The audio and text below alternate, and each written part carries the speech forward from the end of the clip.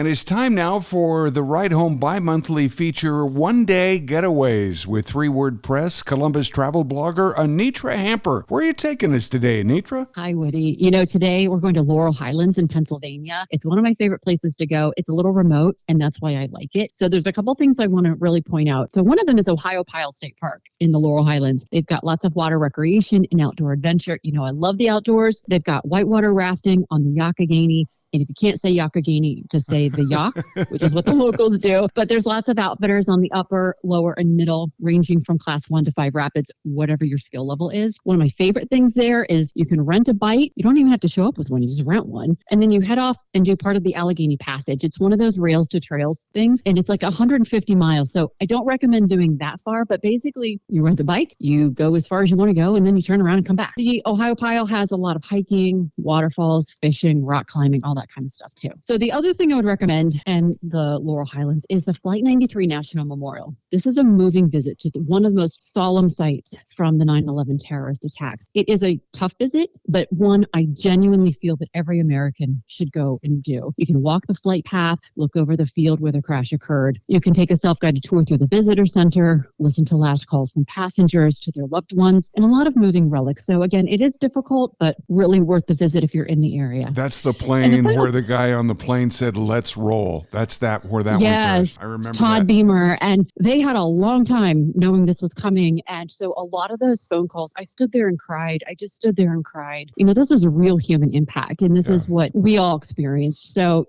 something that is something we'll forever be in our lifetime as a tough memory. The other thing in the Laurel Highlands is the Frank Lloyd Wright Fallingwater Home. So you might have heard of that. It's one of Frank Lloyd Wright's most famous and impressive pieces of architecture. It really exemplifies his whole concept about organic architecture and bringing the outdoors in. So it's in the middle of the woods. There's a lot of different tours at the Fallingwater Home, and I would sort of plan my visit just because I like to always have a good excuse to eat something yummy.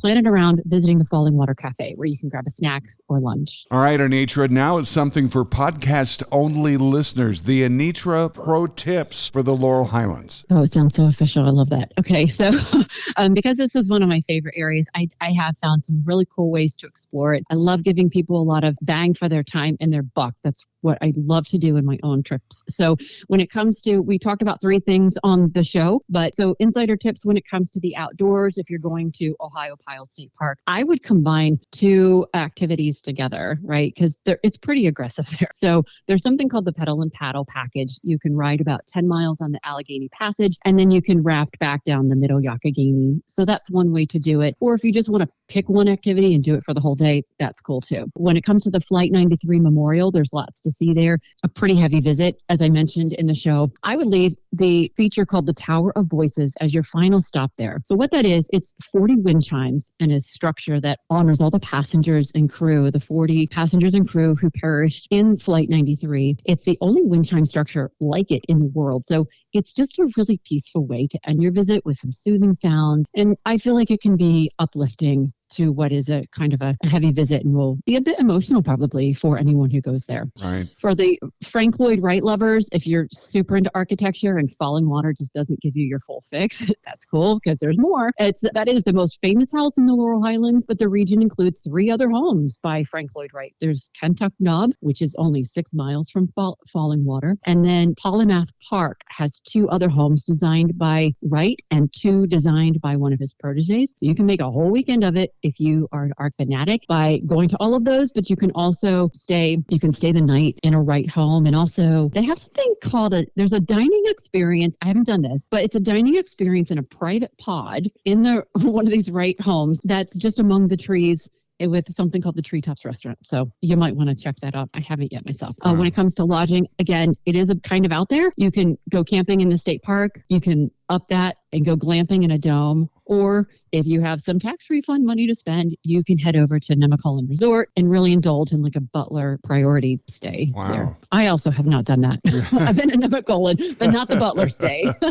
Great sort of your stuff. Average room.